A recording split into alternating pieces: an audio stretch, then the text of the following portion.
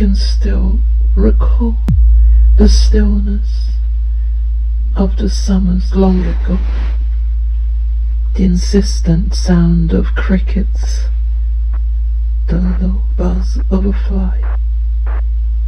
That year it was so hot, my mother had to rest her swollen feet in the shallow water of the seashore to find a momentary relief.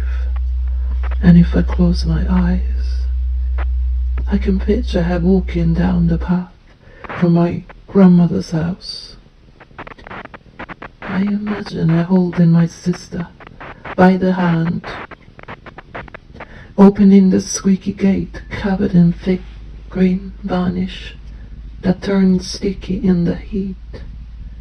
And then the two of them would cross the road together and walk through the public gardens before hopping onto the dark iron tinted sand of our private stretch of beach.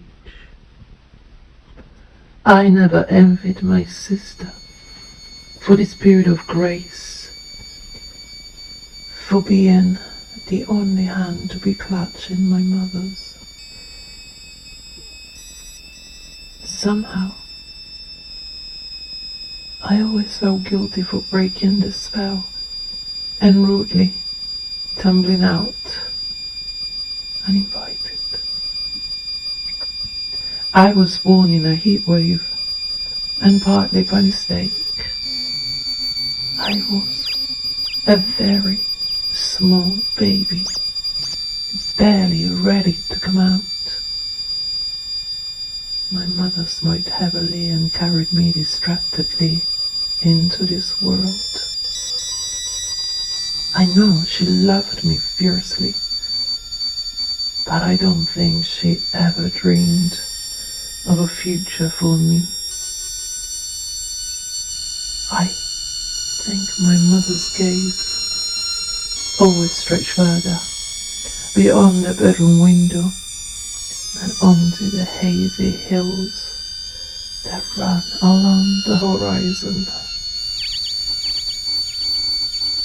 I had big eyes and untamable curls and teeth that were far too large for such a small cherubic face.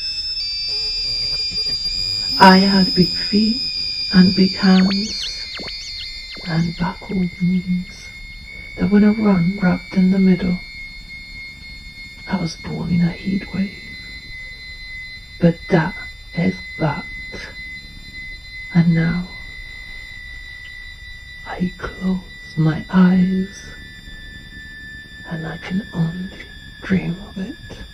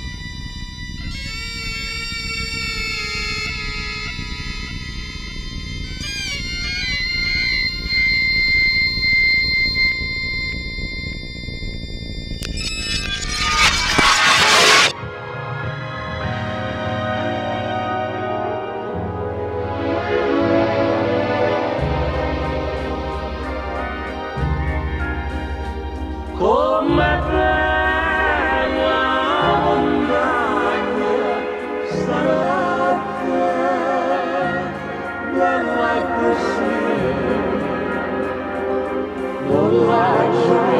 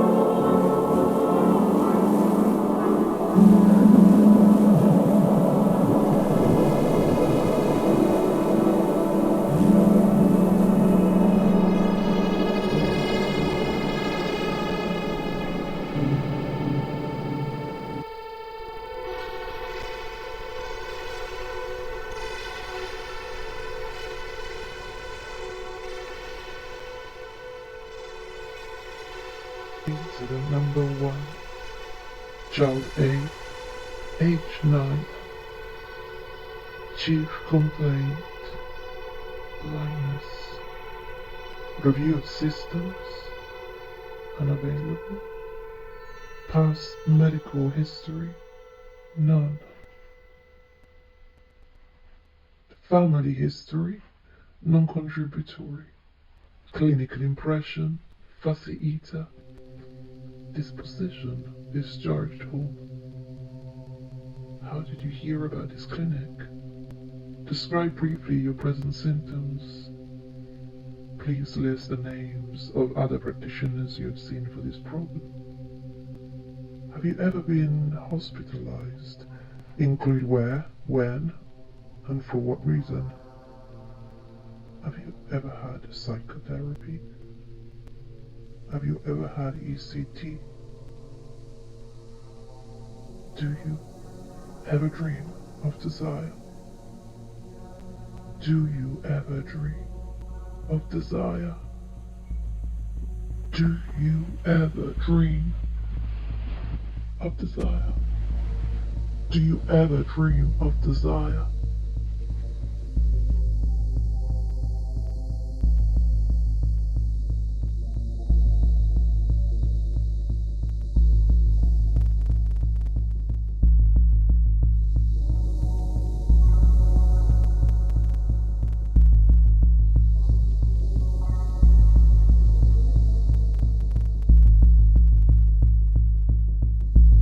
There was a time when mirrors reflected a person I did not recognize. A face I found familiar but hard to place, like a name on the tip of my tongue. My sister and cousin used to play a game where you had to shout, "Hair color," and in turn at the name of a color. And sometimes I reluctantly joined in and always ended screaming green at the top of my voice. And every time I knew everyone would laugh at this impossibility, I cried, and my grandma would always console me. She came rushing whenever she heard me upset, and embraced my skinny shoulder blades in a tight grip, and I could feel the touch of her soft skin and the faint smell of lipstick mixed with a heavy breath. She would say, "Come here, I will protect you. You know you are my little one, my favorite one." And in saying so, she would seal my deal and mark me for my siblings' acts of meanness. The best days are the ones I now see like a mirage. I run in the garden of my grandmother's house, waving my hands at aircrafts which fly above my head. I do this often.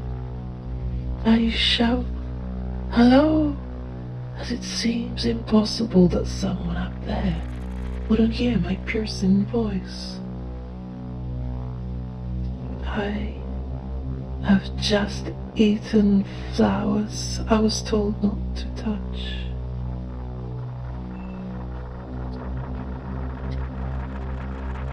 Sometimes we had hair lice, all of us.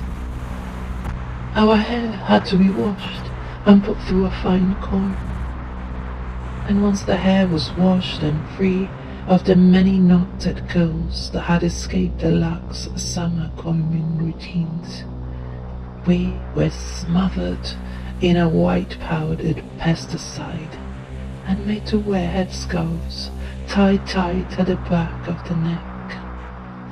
And for the rest of the day we had to stay indoors and away from windows in case the neighbors realized we had this dirty infestation. I liked these slow days with our heads covered in powder and flowery headscarves. We all looked the same this way, the daughters of a cult. As my wild hair was given its ultimate punishment and forced into a tight and elegant ballerina-style bun.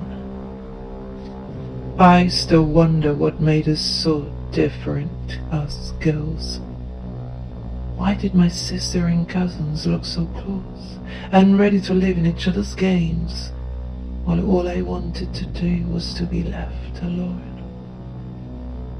I knew that in silence I would find my dear ghosts.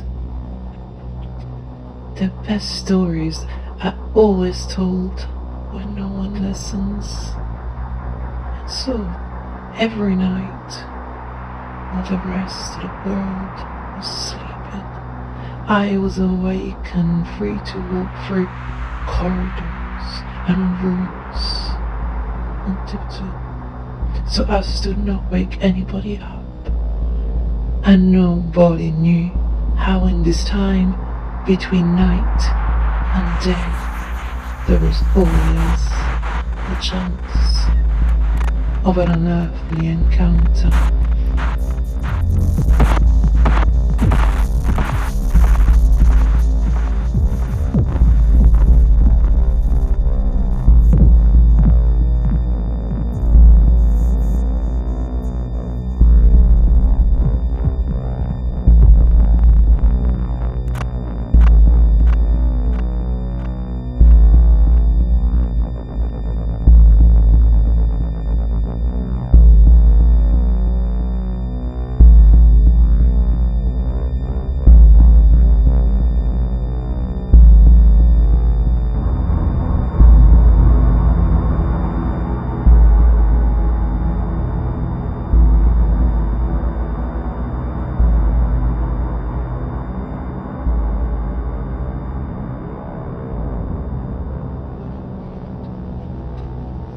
I was born in a heatwave, the hottest time of the year. Hot tarmac, no wind, no shadows. Each summer my mother gave a party for my birthday and invited the local children to come and play hide and seek and eat a slice of cake and quickly say goodbye and leave. I didn't know those children, and always found it hard to overcome my shyness. But it was then that my destiny took its course. One time when I reluctantly participated in the game, when it was my turn to hide, I quietly disappeared in a place where no one could find me.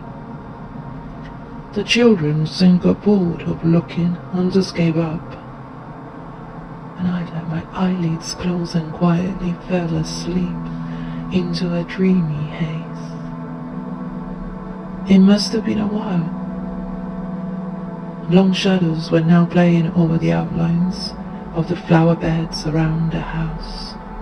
My parents had said goodbye to the guests, and we're back in the house, drinking wine and playing card games with the adults that had stayed behind. And as I slowly opened my eyes, my head felt heavy, and a deep shiver went right through my spine. I had no time to think of where I was, no time to realign myself with the coordinates of the hazy evening sky. The feeling was unmistakable. The slow movement around my neck, my face, my arms could only be one thing. A snake had found its way into my hiding place, as no one had managed to get to it so far, and had slowly wrapped itself around my body. It didn't hiss, nor did it seem that interested in my response. I lay as still as a rock, as a deer in a snare, and all I could think was, how strange. I expected a snake to feel slimy on my skin. Snake eyes, beautiful eyes, yellow like lemon, like a child's drawing of the sun, eyes that pierce my gaze and look right deep inside me, inside my face, my mouth, my body. Eyes, I just wish you went away and let me be, as all the stories and the history of the world tell me that you are not trustworthy. You beautiful cold eyes. They did not go, they stayed and stared, and then suddenly the pain hit.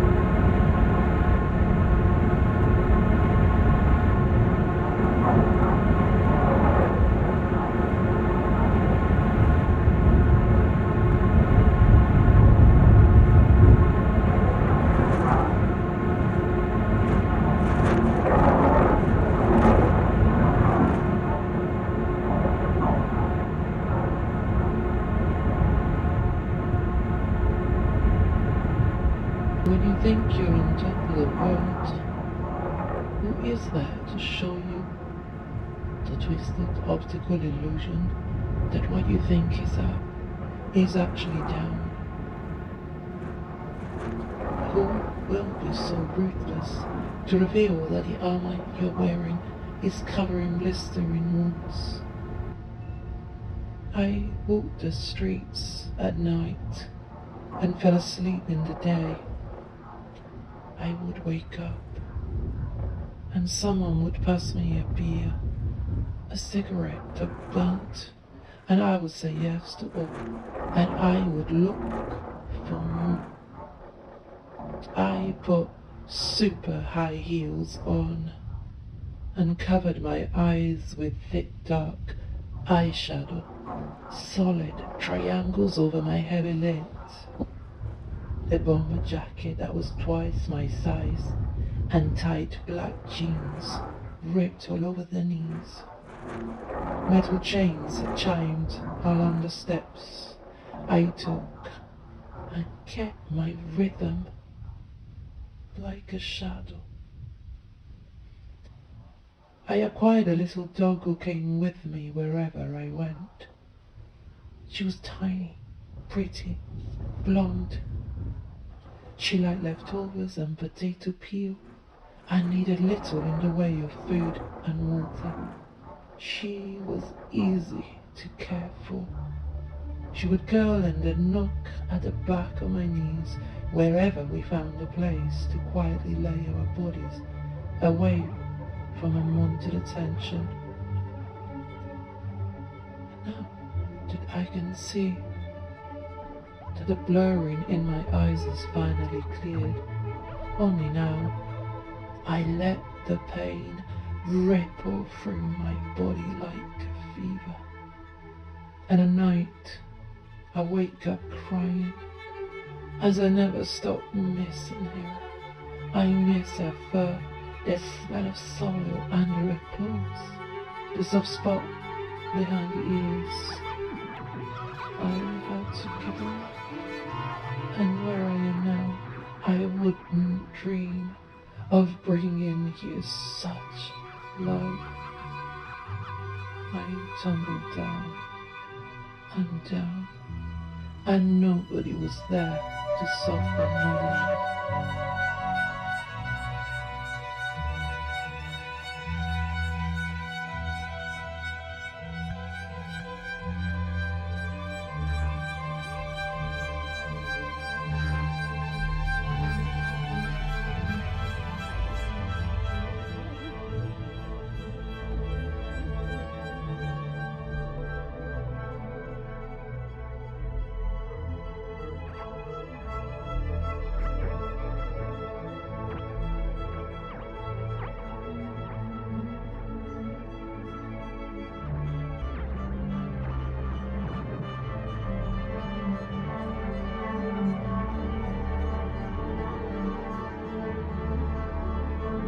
Incident number 2. Loud snap. Chevrolet Camel. Van grabber. Fishtail right. 2 U-turn. Stall. Flat tire. No motion. Mind blows. Crash. Cold, clammy skin, excessive sweating, rapid pulse, and large pupils, high blood pressure, fast, shallow breathing, weakness, fever, fever, fever.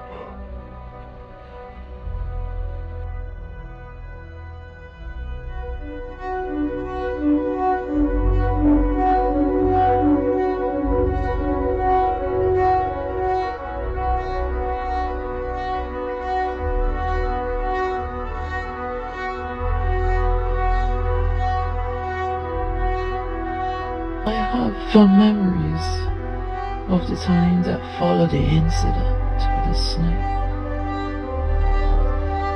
It is surprising how easily I learned to live without my eyes. surprising how I didn't miss them much at all.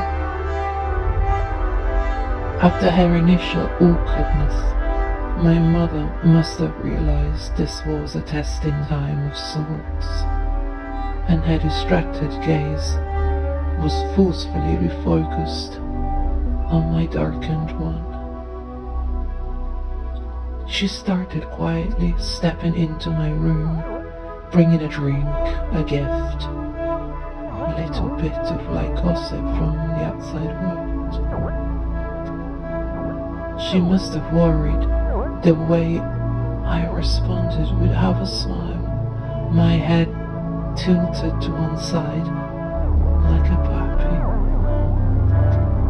I cared little for news and well wishes from my school friends, and even less for the small plastic toys I could hardly make out as I ran my fingers along their shapes and textures. But I did care for this sudden attention my mother showered over me since the day of the accident. The thing I loved the most was the fact that she suddenly resumed an old habit of hers, and every night, before going to sleep, she would come and sit next to my bed, open a book and read to me the way she did when I was a toddler. We read the classic but also scary stories of vampires and werewolves and silly ones that made us laugh. And at times, she indulged my distracted mind by reading poetry or singing old folk songs. She paused and drew a breath, and after a short moment of silence, hanging in suspended thoughts, she sang the songs that the men had brought back from the war. I remember one of a wounded captain on his deathbed who tells his men to share his body with the beloved mountains that will cover him with flowers and trees. We never finished the song to its very last verse, as our eyes quickly filled with tears. And before we could sing the bit about the mountains, the flowers, and the trees, we ended up wailing and sobbing. Having revealed a rawness like a naked body, my mum would quickly bring our singing session to an end, wipe her tears, and promptly leave the room.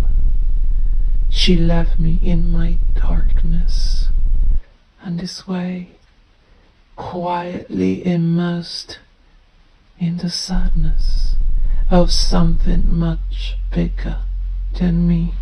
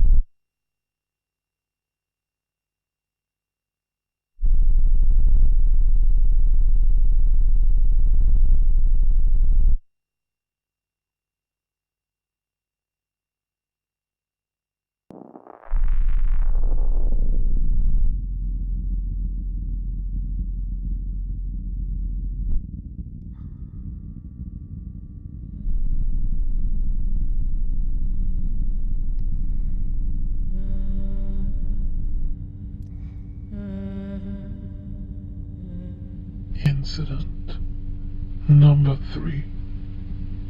Extrasensory. A Pacific dreamwork. Meditation. A protruding third eye. Running through the chest into my heart. Immortal breath. Be in sync focus before vibrating. Vibrate before focusing. A dull sensation of pressure between the eyes.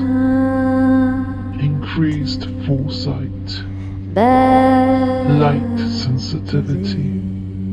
A feeling of gradual and continual change. Unusual headaches at the back of the head. The biggest risk is falling into delusion. Put some sparkles round yourself, or put some ashes on your forehead. Out, still, gasp. Definitely on.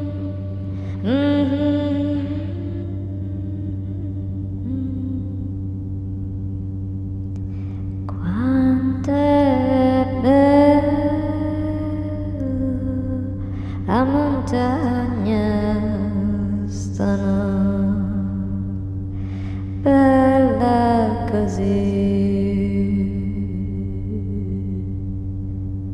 non la giovi, sta mai.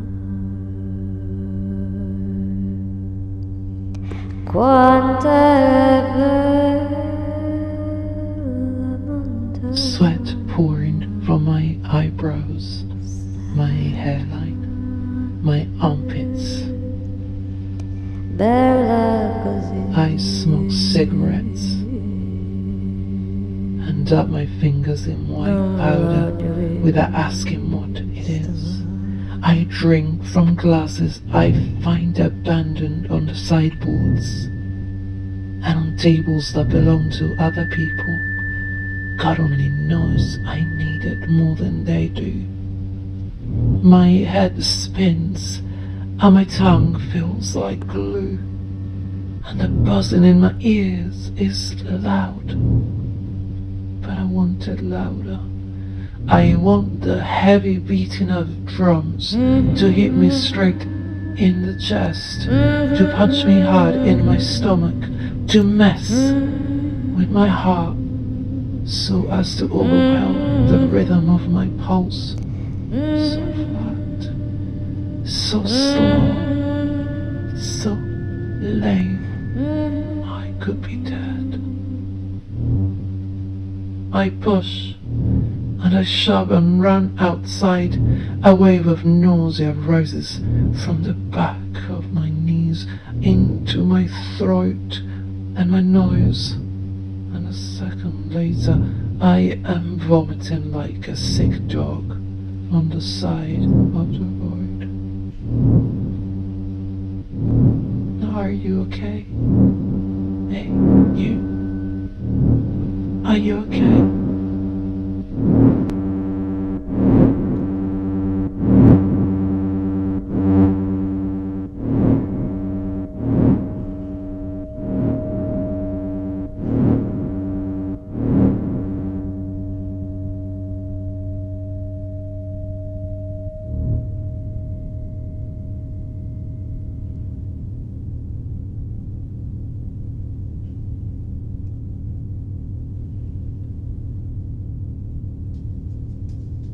Walking on my own had never been a problem, although my sight loss had challenged every single cell in my impressionable mind. It had certainly not affected my sense of orientation. I somehow learned to figure the architecture of my surroundings through each space distinctive resonance. I could visualize shapes as if they were sounds, and moved around my stomping ground with familiar ease. Tonight, though, it is different. I have no idea where I am, and tumbling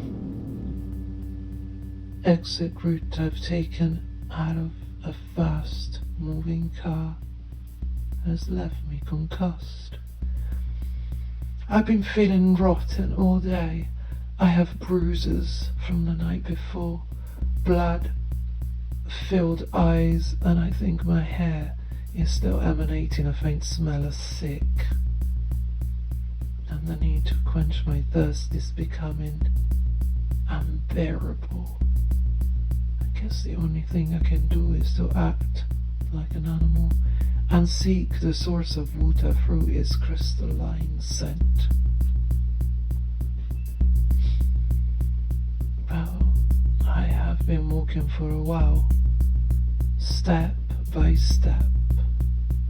My repertoire of songs is getting slim. I cry, but no one hears me, and so the sobs turn into laughter. I am so bored of moving one foot in front of the other. I try and do a little hop between one step and the next, and I'm sure that to an unsuspecting viewer I will look rather happy, skipping like a child on her way to the sweet shop with shiny coins inside her pocket. Giddy of sweets is actually revolting, and my mouth feels even stickier at the thought of it alone. I need water.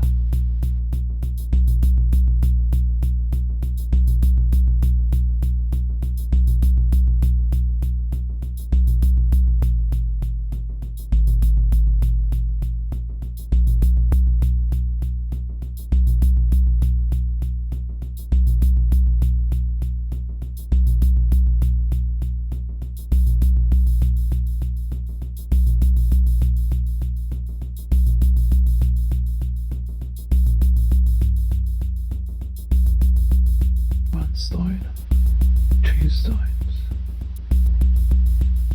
3 stones, 1 brick, 2 bricks, 3 bricks. I keep walking on the ridge, a silhouette along the horizon as the sun follows me in my tracks like a stalker. Dark clouds gather over my head as the wind picks up. I become engulfed by the clouds and confused by the currents of the wind that scratch my skin with its sandy granules as I fall in long lost memories of those hot days spent on the hot sandy beach long ago. The wind picks me up as if I'm lighter than a feather. I have just turned 13. I fall down a ravine and tumble further down into a hole, a sort of slide or a shaft that shoots me downwards, propelling me like a dart. I hit the bottom. I hit my head over and over, and my brain goes tumbling the other way. I think I blacked out.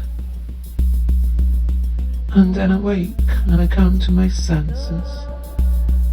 I get drowned by a ray of light, the purest, whitest, warmest light, and I feel like a baby, newly born into the world, and the world is beautiful.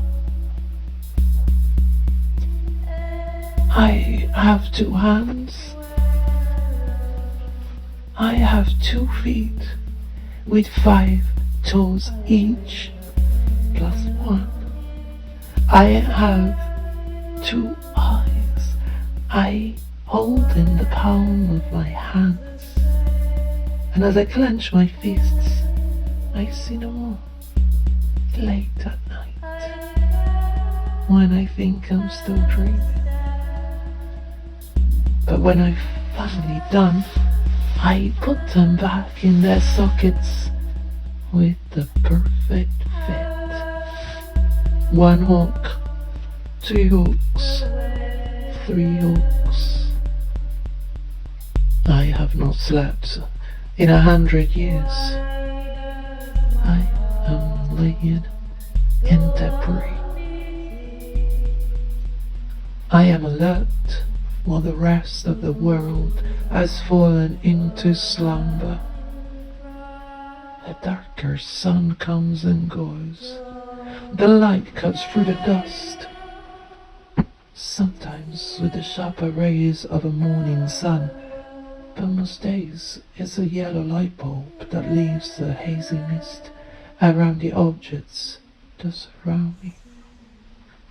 It barely helps to stop me bumping into them as they keep shifting their places so randomly.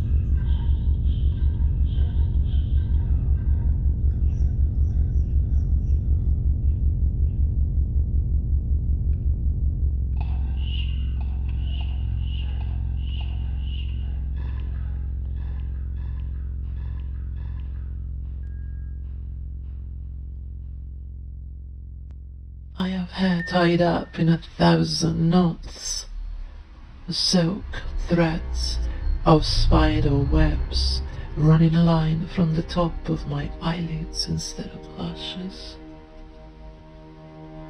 And the birds never stop singing, and the song has turned into an insistent convulsion.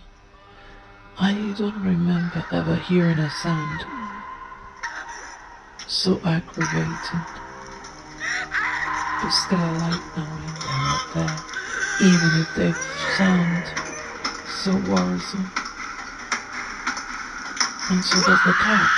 He sits outside my window and meows for hours. He seems to be asking the same question over and over, to which I have no answer. His fur must have been white before, but now it too has acquired that mustard hue that seems to irradiate from everything round here. I have teeth, 10 teeth, 100 teeth, 1,000 teeth. I have not slept in 100 years, not moved much. Nor have I spoken more than 10 words. I am laying in my makeshift bed most of the day, not for its comfort. I do not know what else to do with time. 1 stone, 2 stones, 3 stones. I am old now and so much has passed. I wake up and my hair is white, matted and damp on the back of my neck. My hands feel like they're made of paper. The skin is thin and crinkled, and I worry it will rip at the touch. At the touch of another human. I have a bucket of gold, a cloth to scrub the floor, and no skin on my fingers. Most days, I have to sing food. I pick dandelions from the small patch outside my window. I just have to reach out and stretch my right arm while I hold onto the banister with my left. Sometimes I only cut a few leaves to allow the flowers to grow intact and feed the bees that hover around their heads. But every 7 days I cut out the yellow petal and mash them into a thick paste that tastes like honey.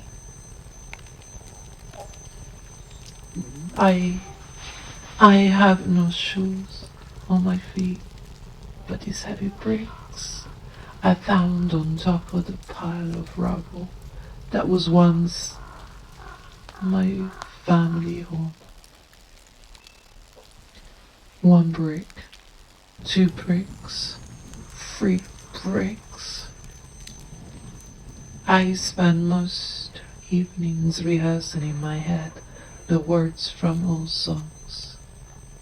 I didn't remember many when this started, but slowly I have managed to recall the parts that I was missing, or I made them up with new ones, and by now I have forgotten which are which, and the melodies have moved all into one. It's one long song made of truncated words and implausible rhymes. I have no name I can recall, no story I can tell you around the fire in the small hours of a moonless night. I have nothing to be proud of, no roots to hold me firmly onto the ground. The evenings are long and cold, but the nights are the worst. A few weeks ago it rained and rained, night after night, until the ground was soaked, and I saw mosquitoes hovering over the puddle that had formed just by my side. All I need is mosquitoes to keep me company at night. Their buzzing becomes amplified at the back of my ears every time I close my eyes and try to sleep. 1 brick, 2 bricks, 3 bricks. One day I will find the strength to build this house again. I'm both predator and prey.